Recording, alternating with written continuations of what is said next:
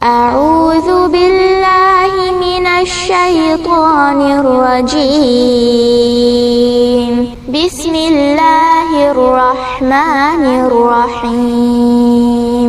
இறுதியாக இந்த பெரும்பாவங்களில் இந்த சமுதாயம் கவனிக்காத இன்னும் ஒரு பெரும்பாவம் தான் அன்புக்குரியவர்களே, பெற்றோருடைய விஷயத்தில் நடந்து கொள்கிற விஷயங்கள். அல்லாஹ்வின் தூதர் ஸல்லல்லாஹு அலைஹி வஸல்லம் இணை வைப்புக்கு அடுத்ததாக, அல்லாஹுக்கு இணை வைத்தலுக்கு அடுத்ததாக சொன்ன பெரும்பாவம் என்ன தெரியுமா? உக்கூக்குல் வாலிதைன், பெற்றோரை நோவினை செய்கிற பெரும்பாவம். பெற்றோரை நோவினை செய்கிற பெரும்பாவம். இங்கிருக்கிற வாலிபர்கள், இளைஞர்கள், சகோதரர்கள், இந்த சபையில் இருக்கிற இந்த நேரத்தில் இருக்கிற பலர் உம்மாவோடும் பாப்பாவோடும் பேசாதவர்கள் இருப்பீர்கள். சகோதரர்கள், பெற்றோருடைய விஷயத்தை சாதாரணமாக கருதி விடாதீர்கள். இந்த மார்க்கம் மிக பெரும் வணக்கமாக, மிக முக்கியமான ஒரு இபாதத்தாக அடையாளப்படுத்திய விஷயம் அன்புக்குரியவர்களே, பெற்றோருடைய விஷயம். அல்லாஹ் குர்ஆனில் தன்னை வணங்குவதோடு இணைத்து சொன்ன ஒரு கடமை அது. வகலா ரப்புக அல்லா தஅபுது இல்லா இய்யாஹு வபில் வாலிதைனி இஹ்சானா, தன்னை தவிர வேறு யாரையும் வணங்க கூடாது என்றும் பெற்றோருக்கு உபகாரம் செய்ய வேண்டும் என்றும் அல்லாஹ் உங்களின் மீது விதியாக்கி விட்டான், கடமையாக்கி விட்டான் என்று அல்லாஹ் சொல்லுகிறான். எப்படி அல்லாஹுவை வணங்குவது கடமையோ, பெற்றோருக்கு உபகாரம் செய்வது கடமை. நீங்கள் விடிய விடிய தொழுதாலும், விடிந்தெழும்பி தொழுதாலும், பள்ளிவாசலுக்குள்ளே பாயை போட்டு படுத்துக் கொண்டாலும், உங்களுடைய உம்மாவோடும் பாப்பாவோடும் நீங்கள் உறவில்லாமல் இருக்கிற நிலையில் அல்லாஹ்விடத்தில் அந்த இபாதத்துகளால் நன்மையை பெற்றுக்கொள்ளவே முடியாது. நன்மையை பெற்றுக்கொள்ளவே முடியாது. புரிந்து கொள்ளுங்கள், பெற்றோருடைய விஷயத்தில் இஸ்லாம் ஒரே ஒரு ஆப்ஷனை தான் வைத்திருக்கிறது. அதில் இரண்டாவது கருத்து கிடையாது. உங்களுடைய பெற்றோருக்கு அவர்கள் காபிர்களாக இருந்து அவர்களுடைய மதத்தின்பால் அவர்களுடைய சிலைகளை, தெய்வங்களை வணங்குவதற்காக உங்களை நிர்பந்திக்காத வரைக்கும் அவர்களை நீங்கள் எக்காரணம் கொண்டும் பகைத்துக் கொள்ள முடியாது.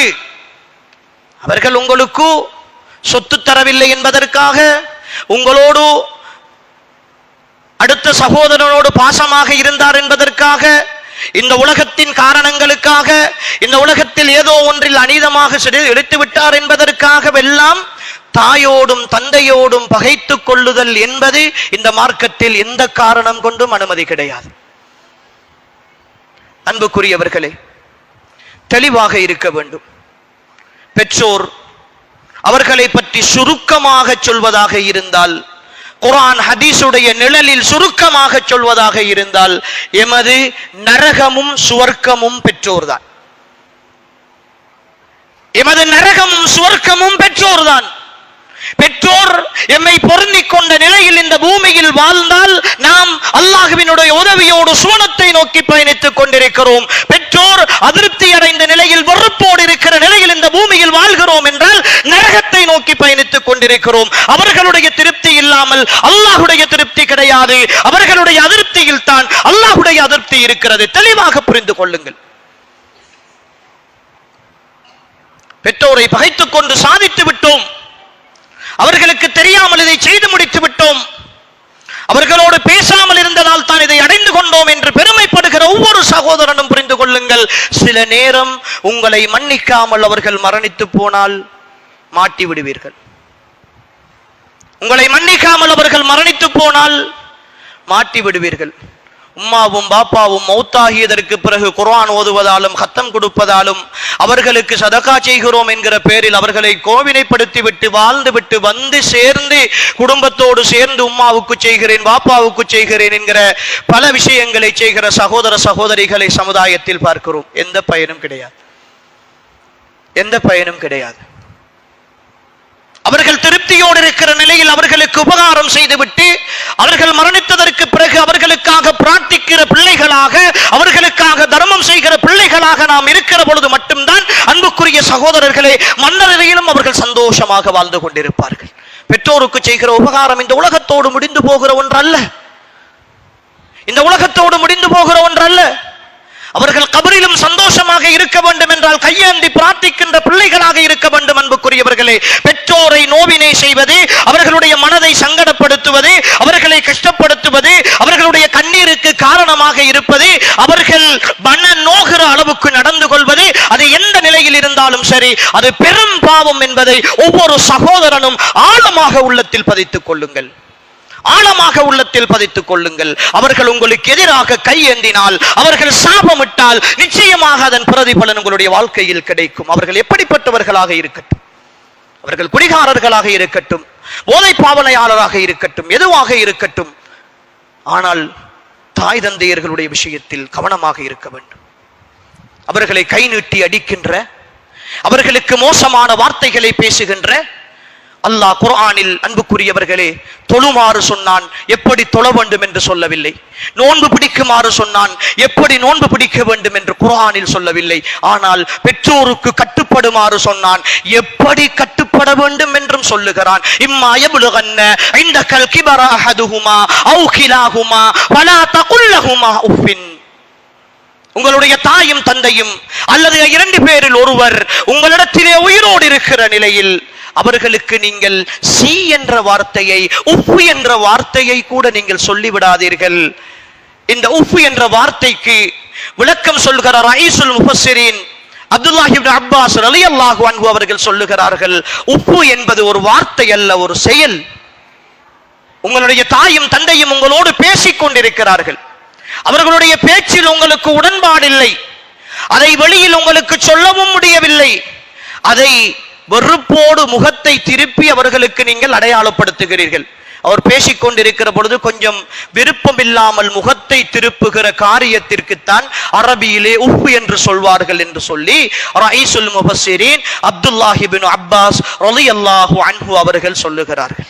ஒரு தாயோடு சி என்று சொல்வதல்ல, ஒரு தந்தையை பார்த்து பேசாமல் கடினமான வார்த்தை பேசுவதல்ல, அவர் பேசுகிற பொழுது முகத்தை திருப்புவது கூட. ஒரு அறிஞர் சொல்கிறார், உன்னுடைய தாய் உனக்கு சமைத்து தருகிறாள், அந்த சமையலில் உப்பு போதாமல் இருக்கிறது, அதை நீ தாயிடத்தில் கொஞ்சம் உரத்து ஏன் சாப்பாட்டுக்கு உப்பு போடவில்லை என்று சப்தமாக கேட்கிறாய். அந்த நேரத்தில் அவளுடைய மனதில் ஒரு நெருடல் ஏற்படுமே, ஒரு கவலை ஏற்படுமே, ஒரு சஞ்சலம் ஏற்படுமே, அது கூட உன் பெற்றோரை நோவினை செய்ததாக இருக்கும் என்று சொல்கிறார் ஒரு இஸ்லாமிய அறிஞர். எத்தனை வார்த்தைகள் பேசியிருப்போம், எத்தனை வார்த்தைகள் பேசியிருப்போம், எப்படியெல்லாம் பேசியிருப்போம். பெற்றோருக்காக பிரார்த்தனை செய்ய வேண்டும் உறவுகளே. பெற்றோர்களிடத்தில் மன்னிப்பு கேட்பதற்கு தயங்கி விடாதீர்கள். ஒருவேளை என் தாயோடு தந்தையோடு இதுவரைக்கும் நான் உறவில்லாமல் இருக்கிறேன், அவர்களுக்கு முன்னால் சப்தமாக பேசி இருக்கிறேன், தூஷண வார்த்தைகள் பேசி இருக்கிறேன், மோசமான வார்த்தைகள் பேசி இருக்கிறேன். புரிந்து கொள்ளுங்கள் உறவுகளே, இன்று இரவோடு இரவாக அவர்களை சந்தியுங்கள், ஒரு கோல் எடுத்தாவது மன்னிப்பு கேளுங்கள். உங்களுடைய வரட்டு கௌரவம் அதை தடுத்து விட வேண்டாம், உங்கள் வரட்டு கௌரவம் அதை தடுத்து விட வேண்டாம். ஒருவேளை அவர்கள் அதிருப்தியோடு இருக்கிற நிலையில் இன்றிரவு நீங்கள் மரணித்து போனால் பெரும் பாவத்தை சுமந்த நிலையில் மரணிக்கிறீர்கள் என்பதை என் ஈமானிய உறவுகளே தெளிவாக புரிந்து கொள்ளுங்கள். என் ஈமானிய சகோதரர்கள், இன்னும் ஒரு தவறு செய்கிறோம் அன்புக்குரியவர்களே. மனைவிமாரை அவர்களுடைய பெற்றோரோடு பேச விடாமல் தடுக்கிற, அவர்களுடைய பெற்றோரை பார்க்க விடாமல் தடுக்கிற, அவர்களுடைய பெற்றோருடைய நலவுகளுக்கு செல்ல விடாமல் தடுக்கிற மனிதநேயமற்ற இரக்கமற்ற ஒரு காரியத்தை செய்து கொண்டிருக்கிறோம். பல குடும்பங்களில் மனைவியினுடைய உம்மாவுடைய மையத்திற்கு அனுப்பாத கல் நெஞ்சம் கொண்ட ஆண்கள் நடமாடுகிறார்கள். மனைவியினுடைய வாப்பாவினுடைய ஒரு நோய் விசாரிப்பதற்கு அனுப்பாத, கடைசி நேரம் அவர் பார்க்க வேண்டும் என்று கேட்கிற பொழுது அதற்கு கூட இரக்கம் இல்லாமல், இல்லை நீ போகக்கூடாது என்று தடை விதிக்கிற, நீ போனால் என்னை தலாக் சொல்லி விட்டுத்தான் போக வேண்டும் என்று அவளை நிர்பந்திக்கிற, மன உடைவோடு வாழ வைக்கிற, ஈவிரக்கமற்றவர்கள் வாழுகிற சமூக சூழலில் வாழுகிற மனிதம் செத்து போனவர்கள் அவர்கள்.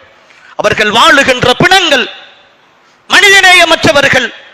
18-20 வருடங்கள் தலையிலும் உள்ளத்திலும் மனதிலும் சுமந்து சுமந்து சுமந்து அவளை வளர்த்து தந்து உன் மனைவியாக அவளை ஆக்கி தந்ததற்கு நீ செய்கிற நன்றி கடன் அவளுடைய பெற்றோரை பார்க்க விடாமல் தடுப்பதா?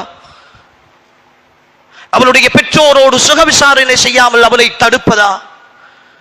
அன்புக்குரிய சகோதரர்களே, இந்த பெரும் பாவத்தில் இருந்து நாம் தவிர்ந்து கொள்ள வேண்டும். எந்த சூழ்நிலையிலும் சில நேரம் மனைவியினுடைய பெற்றோர் எனக்கு விருப்பமில்லாதவர்களாக இருக்கலாம், என்னோடு சில விஷயங்களில் முரண்பட்டிருக்கலாம், அது பேசி தீர்க்க வேண்டிய பிரச்சனை. ஆனால் மனைவிக்கு அவர் பெற்றோர் தான். என்னுடைய தாய் தந்தையர்கள் எனக்கு எப்படியோ அப்படித்தான் மனைவியினுடைய பெற்றோரையும் நான் பார்த்து பழக வேண்டும். அவர்கள் கஷ்டத்தில் இருந்தால் உதவி செய்ய வேண்டும், அவர்களுடைய தேவைகளை நிறைவேற்றி கொடுக்க வேண்டும். அவர்கள் நோயோடு இருந்தால் அவர்களுடைய நோய்க்கு மருந்தெடுத்து கொடுக்க வேண்டும், அதை விசாரிக்க வேண்டும், அவர்களை கவனிக்க வேண்டும். ஏனென்றால் எனக்காக வாழ்ந்து கொண்டிருக்கிற, என் பிள்ளைகளை சுமந்து கொண்டிருக்கிற, என் உறவுகளோடு வாழ்ந்து கொண்டிருக்கிற என் மனைவியை அடையாளப்படுத்தி தந்தவர்கள் அவர்கள், ஆளாக்கி தந்தவர்கள் அவர்கள். என் மனைவிக்கான, என் சந்தோஷத்திற்கான, என் ஆசைகளை தீர்த்துக் கொள்கிற இடத்திற்கான அடிப்படை உற்பத்தி சாலைகள் அவர்கள். அவர்கள் இல்லை என்றால் என் மனைவி எனக்கு கிடையாது, இந்த பாசம் எனக்கு கிடையாது, இந்த பிள்ளைகள் எனக்கு கிடையாது, இந்த சந்தோஷம் எனக்கு கிடையாது. அன்புக்குரிய சகோதரர்களே, அந்த அநியாயத்தை யாராவது செய்து கொண்டிருந்தால் அல்லாஹுக்காக தௌபா செய்து கொள்ளுங்கள், அல்லாஹுக்காக தௌபா செய்து கொள்ளுங்கள். இவைகள் எல்லாம் சாதாரணமான விஷயங்கள் அல்ல. எங்களுடைய நன்மைகளை எல்லாம் இல்லாமலாக்குகிற காரியங்கள், எங்களுடைய நன்மைகளை எல்லாம் இல்லாமலாக்குகிற காரியங்கள். நாம் தொழுத தொழுகைகள், நோற்ற நோன்புகள், கொடுத்த தர்மங்கள், செய்த உம்ராக்கள், ஹஜ்ஜிகள், அன்புக்குரிய சகோதரர்களை எல்லாவற்றையும் இல்லாமலாக்குகிற காரியம். இறுதியாக சகோதரர்களே, தெளிவாக புரிந்து கொள்ளுங்கள். உங்களுடைய தாயும் தந்தையும் உங்கள் மீது அதிருப்தி பற்றிருக்கிற நிலையில், நீங்கள் அவர்களோடு மோசமாக நடந்து கொண்டிருக்கிற நிலையில், கோடிக்கணக்கான ரூபாய்களை கொண்டு அடுத்தவர்களுக்கு நீங்கள் தர்மம் செய்தாலும் சரி, காபாவினுடைய திரைச்சீலையை பிடித்துக் கொண்டு உம்ராவுக்கு போய், ஹஜ்ஜுக்கு போய் தொங்கி தொங்கி அல்லாஹ்விடத்தில் மன்னிப்பு கேட்டாலும், உங்களுடைய பெற்றோர் உங்களை பொருந்திக் கொள்ளாத வரைக்கும் அல்லாஹ் ஒரு பொழுதும் உங்களை மன்னிக்கவே மாட்டான் அவர்களுடைய விஷயத்தில் என்பதை அன்புக்குரியவர்களே தெளிவாக புரிந்து கொள்ளுங்கள். எனவே பெற்றோருடைய விஷயத்தில் நோவினை செய்கிற, பெற்றோருக்கு மாற்றமாக நடக்கிற, அவர்களை சிரமப்படுத்துகிற பெரும் பாவத்தில் இருந்து அன்புக்குரிய ஈமானிய உறவுகளே நாம் எல்லோரும் தவிர்ந்து கொள்வோம். என் ஈமானிய சகோதரர்களே, நான் ஆரம்பத்தில் சொன்ன அதே வரைவிலக்கணத்தை சொல்லி முடித்துக் கொள்கிறேன். எந்தெந்த பாவங்கள் எல்லாம் அல்லாஹுடைய எச்சரிக்கையும், அல்லாஹுடைய தண்டனையும், நரகத்தின் மீதான எச்சரிக்கையும், அல்லாஹுவின் தூதருடைய சாபமும் எச்சரிக்கையும் வந்திருக்கிறதோ அத்தனை பாவங்களும் பெரும் பாவங்கள். அந்த பாவங்களை செய்துவிட்டால் தௌபா இல்லாமல் எங்களை அல்லாஹ் ஒரு பொழுதும் மன்னிக்க மாட்டான். தௌபா என்பது அதற்குரிய நிபந்தனைகளோடு அந்த பாவங்களை விட்டு அல்லாஹ்விடத்தில் மனப்பூர்வமாக நீங்கி அந்த பாவங்களை ஒப்புக்கொண்டு இனிமேல் அந்த பாவங்களின் மேல் நான் மீள மாட்டேன் என்கிற உறுதியான நம்பிக்கையோடு செய்யப்படுகிற தௌபாக்கள் தான், பிரார்த்தனைகள் தான் உண்மையான தௌபாக்கள். எனவே அன்புக்குரியவர்களே, இந்த நேரத்தின் ஒரு அன்பான அழைப்பாக நாம் எல்லாம் ஈமான் கொண்டவர்கள், ஈமானிய சமுதாயம், பெரும் பாவங்களை விட்டு நீங்கிய சமுதாயமாக, சிறு பாவங்களை எல்லாம் அல்லாஹ் மன்னிக்கக்கூடிய சமுதாயமாக நாம் இருக்க வேண்டும். எனவே அன்புக்குரியவர்களே, எம் வாழ்க்கையில் பெரும் பாவங்கள் ஊடாக ஏற்படுகிற தாக்கங்கள், பாதிப்புகளில் இருந்து நம் அனைவரையும் அல்லாஹ் பாதுகாப்பானாக.